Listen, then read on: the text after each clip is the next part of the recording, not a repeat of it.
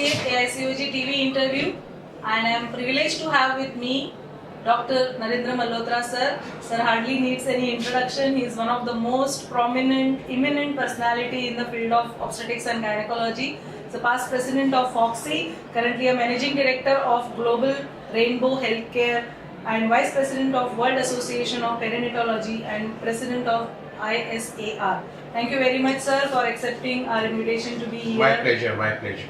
And we are going to have a discussion with sir on the topic of male infertility can be prevented. So, what do you think are the main causes of male infertility? See, today we have to understand that infertility is not only a female problem. 50% of causes of infertility lie in the male. And it is the lifestyle and the environmental changes which is causing a big problem. So, people who are doing job, sitting together with laptops on their lap, those who are working in hot environment, wearing tight underwears, eating colored food I mean, a lot of that butter chicken with red colors, that's soya. So that is estrogenic hormone and that causes sperm counts. Then those who indulge in recreational drugs like smoking, marijuana, alcohol, antidepressants, all that. So all that causes your sperm count to come down and also causes the sexual function to come down. So the male infertility is the sperm count being less and the performance being less. And this, the anxiety, stress of today's life is what is the main cause. Of course, there are some diseases of the testes, of the seminal vesicles, of the prostate, some diseases of your body like tuberculosis, thyroid, prolactin, hormonal disturbance, and tumors, which can all cause infertility. But most of it is preventable, and most of it is because of bad lifestyle. Absolutely. So the lifestyle is the most important cause of today's generation male infertility. So how do we treat this male infertility? Now for treatment of male infertility, see if there is a mild sperm dysfunction, that means oligoasthenospermia, the sperms are not moving or slightly moving or a little bit less, and there is no other disease, the hormones are normal, everything is normal. So a good diet, fertility enhancing foods which we say green vegetables, vitamins, especially vitamin D3, multivitamins, nutritional supplements, folic acid, mixture of folic acid with vitamins and minerals. Then there are some drugs which do work, like coenzyme Q, but its evidence says that it is not going to cause a dramatic increase. So what is that you take one pill and your sperm count will go up from 20 million to 60 or 100 million? It doesn't happen. So, but it psychologically happens, it is good because the patient feels he's taking some medicine for a disease, he feels involved in the infertility treatment. So, a lot of time placebos work. So, if there is a disease like diabetes, thyroid, of course, and the hormonal disturbance, drugs will work, medical treatment will work. Then, male infertility is also because of surgical problems like varicocele, like blocked vas deferens, like seminal infections. So, their antibiotics and all do work. And if it is a varicocele, some varicocele surgery might work, And if nothing happens, then of course they have to go in for assisted reproduction. So what are those different ART procedures that can be given for this male infertility? The ART is assisted reproductive techniques. The first one is for mild male factor, which is usually an IUI, intrauterine insemination. We take the husband's semen, wash it, take the good ones and with an IUI cannula, put it back inside and you get a 20% success rate with that. If the sperm count is less than 10 million, then IVF will not work, in vitro.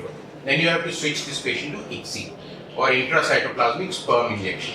So men who have very less sperms, who have practically no sperms, who have only sometimes immature sperms, sometimes even round cells and not sperms, all can be to some extent benefited by the process of ICSI.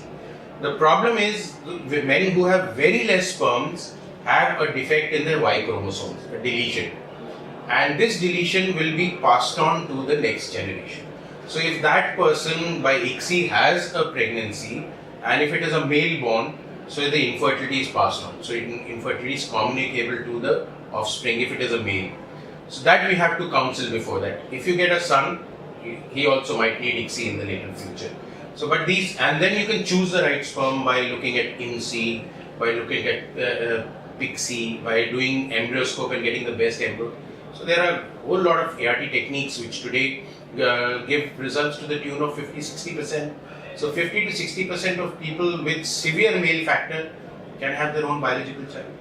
Absolutely. So, as sir, you have deliberated on the lifestyle management with a good nutrition, exercise, good supplementation with antioxidants, and reducing the stress to a large extent, should be able to take care of male infertility. But if it is not taking care of that, then one should not be reluctant to go for ART procedures. So, because having conception or pregnancy at right age is very important, and for that we have various ART procedures. One should go for it.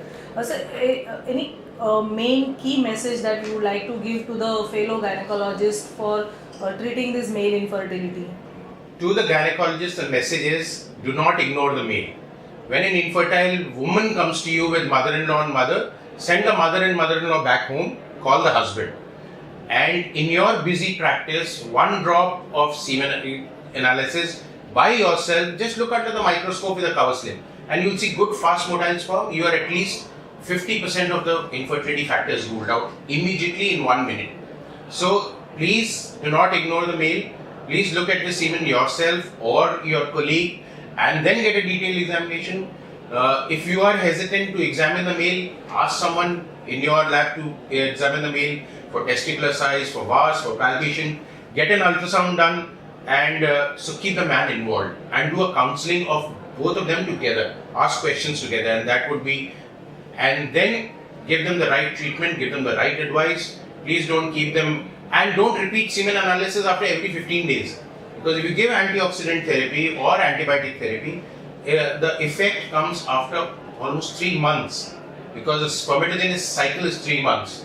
So the next semen analysis, if it is done every 10 days, will not show increase, and then you say my treatment is not working. Absolutely. And if they are very severely oligospermic, then do a genetic testing for the male and take them straight for IVF or ICSI. Please don't waste their time.